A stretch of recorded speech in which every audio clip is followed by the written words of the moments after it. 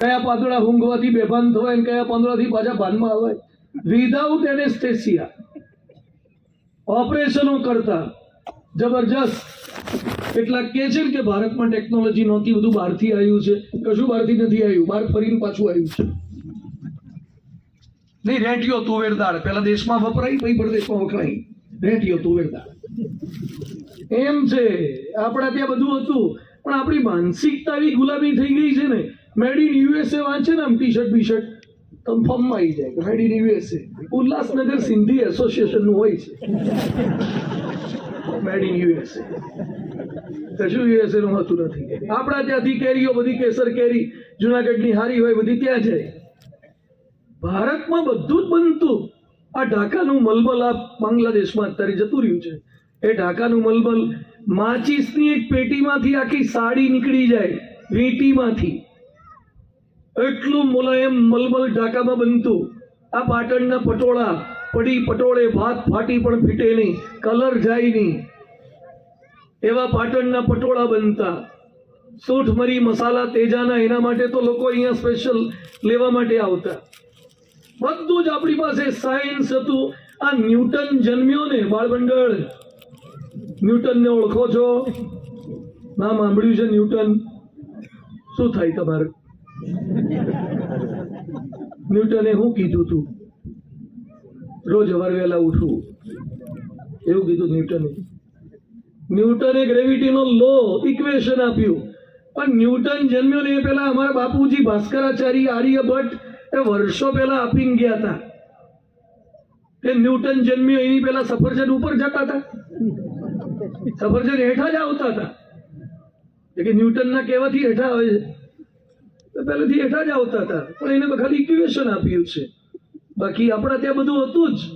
આ ગ્રહણ વાળા, ગ્રહણની તારીખ અને એક્ઝેક્ટ સમય જે નાસા વાળા કહે છે ને, એ પંચાંગમાં લખેલું હોય છે. પંચાંગમાં ખબર કેમ નહીં પડી ગઈ? બહુ વર્ષો પહેલાનું ખબર પડી જાય છે કઈ તારીખે ગ્રહણ હશે ને કયા છોઘડિયા હશે. ઋષિ મુનિઓ વિધાઉટ બાયનોક્યુલર, વિધાઉટ ટેલિસ્કોપ બધું ખબર પડી જતી હતી. સૌથી પહેલું લાઈવ ટેલિકાસ્ટ ક્યાં શરૂ થયું હતું? આ જો આ કેમેરાથી ઉતારે છે, સ્ક્રીન પર બતાવે છે. સૌથી પહેલું મહાભારતમાં શરૂ થયું. યુદ્ધ આ બાજુ ચાલુ હતું અને પેલો સંજય લાઈવ ટેલિકાસ્ટ કરતો હતો અને આંધળાને દેખાવતો હતો. ધૃતરાષ્ટ્ર સૌથી પહેલું લાઈવ ટેલિકાસ્ટ ત્યાં શરૂ થયું. સૌથી પહેલું પ્લેન રાવણ સીતાને લેવા આવ્યો ત્યારે હું લઈને આવ્યો હતો? શું લઈને આવ્યો હતો? પુષ્પક વિમાન. અમારે ત્યાં તો ગુંડાઓ નહીં, પર્સનલ ચાર્ટર્ડ હતા, વિમાન હતા. ટેકનોલોજી હતી. આ દરિયા વચ્ચે સેતુ કોણે બાંધ્યો? લંકા અને ભારત વચ્ચે સેતુ બાંધ્યો, વાંદરાઓએ બાંધ્યો. આપણા ત્યાં વાંદરાઓ તો સિવિલ એન્જિનિયર હતા, આર્કિટેક્ટ હતા. નાસા વાળાએ કીધું 17 લાખ વર્ષ જૂનો પુલ છે. ગજબની ટેકનોલોજી. યુટ્યુબ પર ટેસ્ટ ટ્યુબ બેબી કરે છે ને બધા. ત્યાં ગાંધારીને જન્મ્યા હતા ને કૌરવો, બધા ટેસ્ટ ટ્યુબ બેબી જ હતા. હા, મહાભારત વાંચજો, બધા ટેસ્ટ ટ્યુબ બેબી વાળા જ હતા. આપણા ત્યાં બધી જ ટેકનોલોજી હતી, પણ આપણને ગુલામ બનાવવામાં આવ્યા. ગુલામી માનસિકતા થઈ ગઈ. 1947માં ફિઝિકલી આઝાદ થયા, પણ હજી મેન્ટલી થયા નથી. હજી એક અંગ્રેજી બોલનારો આવે ને એટલે આપણા ગુજરાત વાળા એમ થઈ જાય બહુ બહુ મોટા લાગે છે. તે અંગ્રેજી તો ત્યાંના પેલા કચરા પોતા કરતા હોય ને એ બોલતા હોય છે. પરદેશમાં તો ભાષા છે, અંગ્રેજી તો ભાષા છે, એમાં શું નવાઈ છે? બોલે. એમાં કોઈ ધોળી ચામડી નો દેખાય તો ગોરીઓ ભૂરીઓ. આપણા દક્ષિણ ગુજરાતમાં થોડાક શ્યામ વર્ણના હોય, અમુક ગૌર વર્ણના હોય, અને કોઈક ભૂરીઓ આવી જાય તો ભૂરીઓ ભૂરીઓ પાછળ પાછળ ફરે ભૂરિયા પાછળ. એમાં ભૂરિયામાં જોવાનું છે. ભૂરી ચામડી વાળા એટલે આપણા કરતા મોટા એવું થઈ જાય છે. એવું કશું નથી ભાષાથી બધું. ગુજરાતી ભાષા બાકી રાખો, ભણાવો છો ને બધાને. ગુજરાતી આવડે છે લખતા? હા, શીખજો બધા પાછા. આપણા ગુજરાત વાળા હારા ઇંગ્લિશ મીડિયમમાં જાય ને એટલે ન તો અંગ્રેજીના થતા કે ન તો ગુજરાતીના રહેતા. આ બેમાંથી એકય થતા નથી.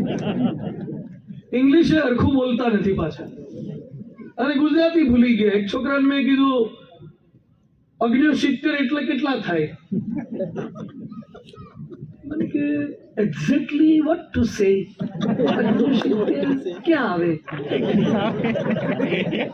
Between which two figure, between which two figure? બધું 60 અને 70 ની વચ્ચે, 60 અને 70 ની વચ્ચે. બોલ હવે કયો આવે કે 69? હારા 69 માં ખબર નહીં. બોલો આવું બધું ઇંગ્લિશ બધું એવું ભણે છે ને પછી કશું ગુજરાતી અબતતા નથી. વતનાવતું વાંચતા ના આવડે ને, સ્વામીની વાતો ના આવડે ને. અંકલ અંકલ અંકલ આંટી, એટલે અંકલ આંટી ના પતે. એ તો પરદેશમાં કશું હોતું નથી એટલે અંકલ ના આંટી બધું પતી જાય. આપણે તો મામા જુદા કહેવાય, કાકા જુદા કહેવાય, માસા જુદા કહેવાય, ફુવા જુદા કહેવાય, બનેવી જુદા કહેવાય, નણદોઈ જુદા કહેવાય, જેઠાણી જુદા કહેવાય, દેરાણી જુદા કહેવાય. આ પ્રદેશમાં કોઈ દેરાણી જેઠાણીના કોન્સેપ્ટ છે? બધું son in law, father in law, બધું લો થી જ થાય.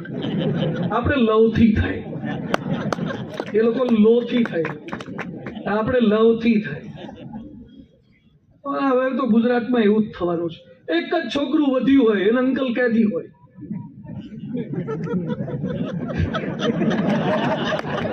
આ પહેલા બધા 2 3 વાળા હતા. સમજો પાછા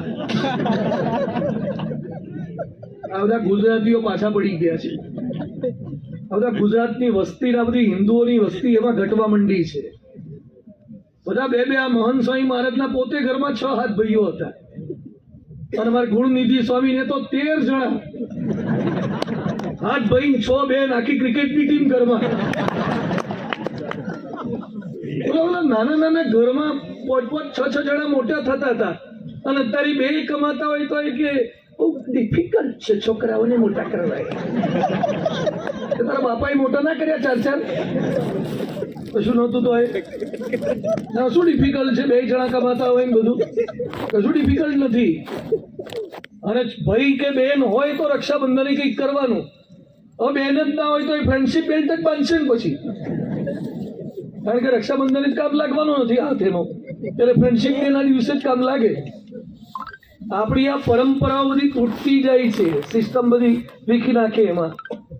અને અંગ્રેજી ભાષા તરીકે સારી છે, પણ અંગ્રેજી અમૂલનું દૂધ છે, ગુજરાતી એ માનું ધાવણ છે. એટલે માતાનું ધાવણ છે. અંગ્રેજીમાં બોલો તમે 10 લાખ રૂપિયા લખવા હોય ને તો એ ચેકમાં શું લખાય? 10 લાખ રૂપીઝ ઓનલી. 10 લાખ રૂપિયા લખ્યા હોય ને તો છેલ્લે શું લખે? 10 લાખ રૂપીઝ ઓનલી. અને ગુજરાતીમાં 10 રૂપિયા ખાલી લખ્યા હોય ને તો શું લખે? અંકે 10 રૂપિયા પૂરા. અંગ્રેજી અસંતોષની ભાષા છે અને ગુજરાતી સંતોષની ભાષા છે. 10 માં એમ પૂરું જ લાગે, અને પેલા 10 લાખ લખે તો ઓનલી લખવું પડે. આપણી ભાષામાં એવી તાકાત છે ગુજરાતી ભાષા. ઇંગ્લિશમાં કોઈ કંઈક વાક્ય બોલી હોય ને તમને સમજાયું ના હોય તો શું કહેવાનું? Excuse me please, please repeat, pardon, sorry. અને ગુજરાતીમાં તમને કોઈ બોલી હોય ને સમજાયું ના હોય તો પેલા તરત ખબર પડે કે રિપીટ કરવાનું હે જ બોલવાનું. હા, આ ગુજરાતી ભાષા પાવરફુલ છે એટલે બધા બોલાવડાવજો. હવે છોકરાઓ બધા શીખજો, બધા પડઘા ના પાડો પાછા. એટલે આપણે ભાષાની વાત કરીએ, સનાતન સંસ્કૃતિની વાત, તો આપણા દેશમાં ટેકનોલોજી હતી, આપણા દેશમાં સાયન્સ હતું, આપણા દેશની અંદર સંસ્કારો હતા, પવિત્રતા ગજબની. પણ બધી ગુલાબી માનસિકતા બધી થઈ ગઈ. પણ એવી સંસ્કૃતિ એટલે આ સનાતન સંસ્કૃતિ શાસ્ત્રોથી, સંતોથી, મંદિરોથી. એમાં મંદિરો, એમાં BAPS સંસ્થાના મંદિરો આખી દુનિયામાં ડંકો મારે, ગિનીસ બુક ઓફ વર્લ્ડ રેકોર્ડમાં નામ આવી ગયું.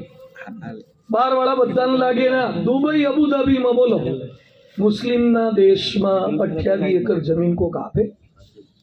28 એકર જમીન ત્યાં દીધી, બીજી પાર્કિંગની દીધી. પાછા શેખે કીધું કે તમારે આટલા બધા આવશે તો સિક્યુરિટીનું હું વિચાર્યું છે કે આપણે કીધું અમારે તો બંડીવાળા ઊભા રાખશું દંડો લઈને. તો કે દંડાથી ના ચાલે, અહીંયા તો બધા જાત જાતના આવે, બંદૂક જોઈએ.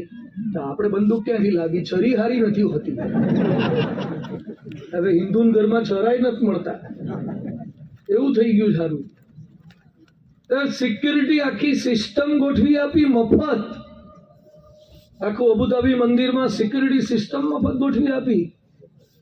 કેટલું બધું ઉદાહરણ લાગે છે કે બેરિંગ વાળા જમીન આપી કે અમારે ત્યાં કરો, આવું મંદિર અમારે ત્યાં કરો. બધાને લાગે છે કે આ સંસ્થા સાચી સંસ્થા. આ સંસ્થા જે કામ કરે છે ને મંદિરો દ્વારા, મંદિર ખાલી રેકોર્ડ માટે નથી બનાવતી. હા,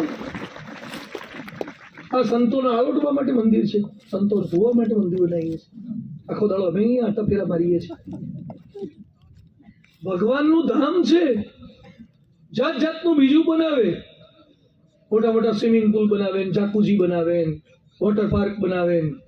ત્યાં મંદિર હરખા કરો ને સરસ. બોલો 1800 મંદિરની જગ્યાએ એટલો પૈસો પ્રમુખ સ્વામી મહારાજે કોઈક ઇન્ડસ્ટ્રીઝમાં રોક્યો હોત તો કેટલું વ્યાજ આવે? ખાલી હીરાની ડાયમંડનું લેબ ગ્રોન થયું છે ને ન્યુ ઇન્ડસ્ટ્રીઝ, એ કરી હોય તો એ કેટલું થાય. પણ સ્વામીની શ્રદ્ધા, એમની પરાભક્તિ, ઠાકોરજીમાં જોડાણ, સનાતન સંસ્કૃતિને જીવંત રાખવાની એમની ભદ્ર ભાવના, એમનો દ્રઢ સંકલ્પ, તો આ મંદિર ખાલી ઈંટ ચૂનાની ઇમારત લાગે છે. સ્ટેચ્યુ ઓફ યુનિટી કેટલા જોઈએ આયા? આ બાજુ બાકી જ બધા જોઈએ આયા? હાથ ઊંચો કરો. સ્ટેચ્યુ ઓફ યુનિટી શું છે ખબર છે ને? આ છોકરાઓ બધા જોઈ આયેલા, પ્રવાસમાં લઈ ગયા લાગે છે. એટલે ચલો, સરદાર વલ્લભભાઈ પટેલ જીવતા હતા ત્યારે કેટલા ફૂટના હતા? એ બોળિયા પાછળ ઉભો છે, બોલો. સરદાર પટેલ જીવતા હતા ત્યારે કેટલા ફૂટના હતા કોઈને ખબર છે? 5.5 ફૂટના હતા. કેટલા ફૂટના? બોલો બધા. 5.5 ફૂટ. અત્યારે સ્ટેચ્યુ ઓફ યુનિટીમાં 182 મીટરના થયા. કેવડા થયા? 182 મીટર. તે હાઈટ વધારવા શું કરવાનું? પુલ અપ કરો, જીમમાં જાઓ, બાયસેપ્સ બનાવો, 6 પેક બોડી. ખલી બનો, ખલી ખલી ખલી બનવાથી કશું કઈ પૂરું થતું નથી, બાયસેપ્સ બનાવવાથી. સરદાર પટેલ ધોતિયા વાળા, બોલો સરદાર. આ પેન્ટ વાળા જીન્સ વાળા રહી ગયા તમે, અને ધોતિયા વાળા 182 મીટરના પધરાઈ દીધા. અને સરદાર માંથી આખી સીડી લિફ્ટ જાય છે ને ઉપર સરદારની આંખોમાંથી જોવાનું બધું કેવું બધું બનાવી દીધું છે. સરદારમાં આટલા કરોડનું રોકાણ શું કરવા કર્યું?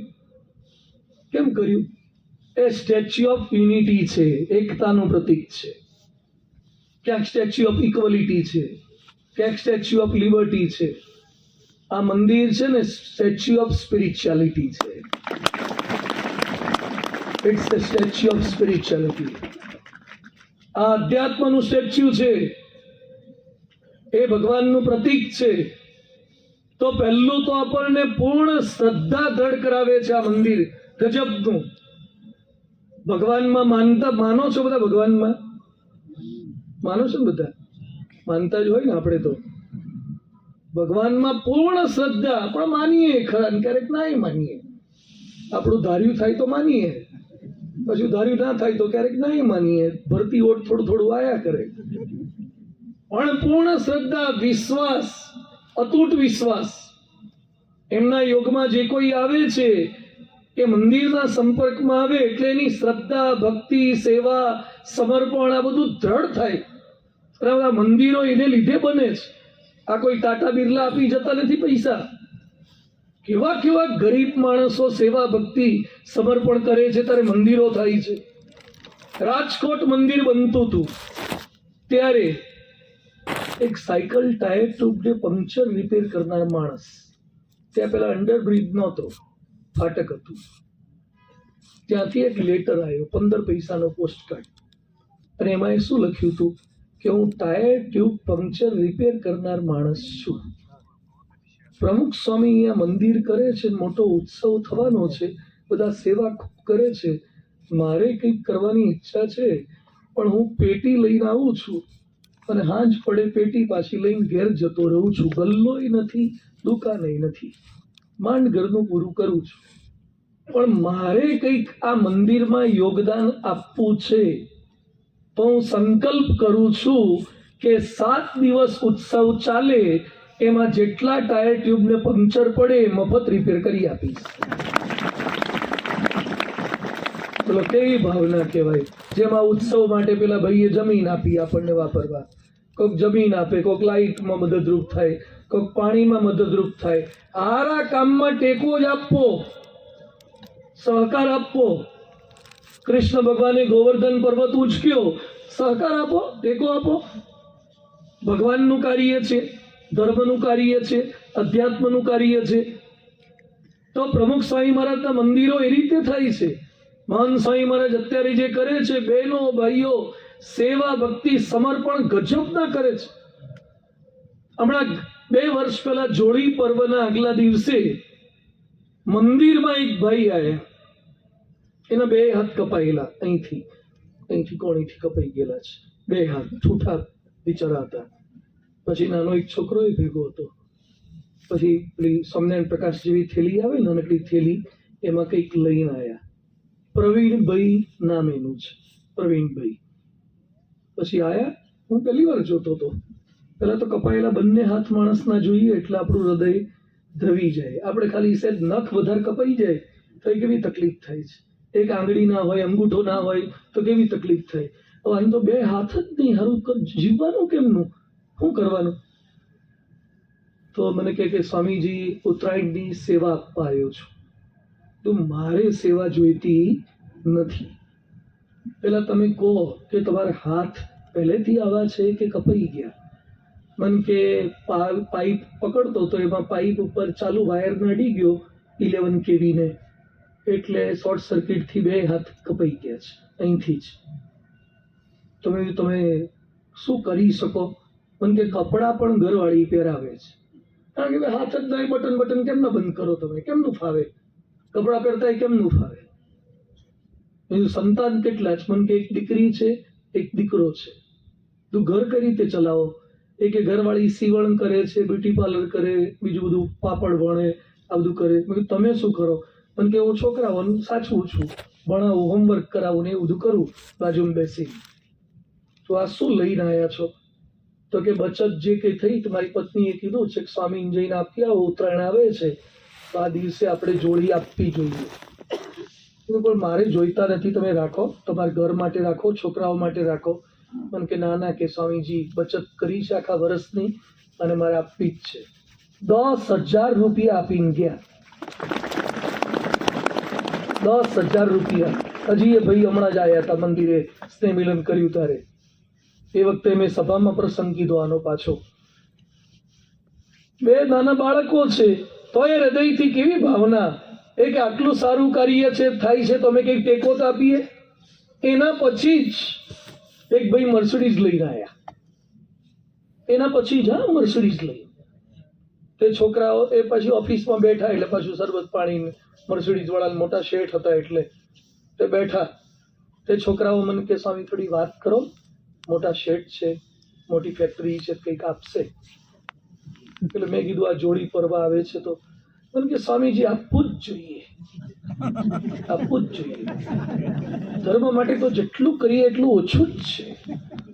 પણ અત્યારે થોડું મંદી ચાલે છે, રિસેશન ચાલે છે, મંદી ચાલે છે. મારો બેટો લઈને આવ્યો તો મર્સિડીઝ, અને પાછો કે મંદી ચાલે છે. બોલો, મંદિરમાં આપવાનું થાય એમાં જ મંદી નડે.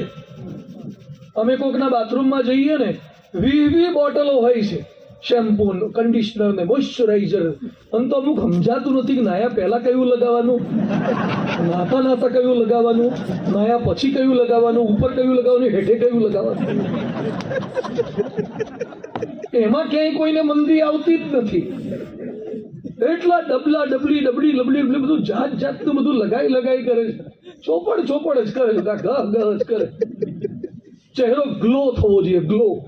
અંદર ગોલો ભરાવે, અંદર ગોલો તો પ્રકાશ આવશે બહાર. ગ્લો થવા, ફેર એન્ડ લવલી લગાવો, ફેર એન્ડ લવલી લગાવો, એમ કઈ ચહેરા ગ્લો થતા હશે. તમારો ગ્રો કરો તો ગ્લો થશે, ગ્રોથ થાય તો ગ્લો થાય. બાકી આ ક્રીમો લગાવવાથી લપેડા કરવાથી ને જાત જાતનું બરાબર છે, જરૂર પૂરતું હોય એમાં લાખો રૂપિયા ખર્ચે. આ રોનાલ્ડો બૂટ પહેરે છે, 1 કરોડ ને 67 લાખના બૂટ છે. બાળમંડળ લાંબા છે આવા. આ રોનાલ્ડોના બૂટ 1 કરોડ 67 લાખના. અનંત અંબાણી નામ સાંભળ્યું તમે? કોના દીકરા છે?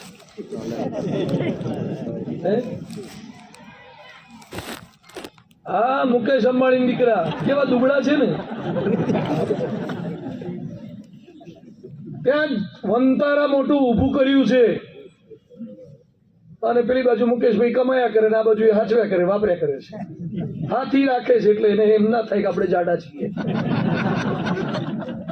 હા, બધું સાઈઝ ટુ સાઈઝ ગોઠવાઈ જાય. એ અનંત અંબાણીના લગ્ન હતા હમણાં. અનંત અંબાણીની ઘરવાળી રાધિકા છે, એનો ડ્રેસ 8.5 કરોડનો. લઈ આપ, તમારા ઘરવાળા લઈ આપજો. જા આવો તો વિવેક સ્વરૂપ સ્વામી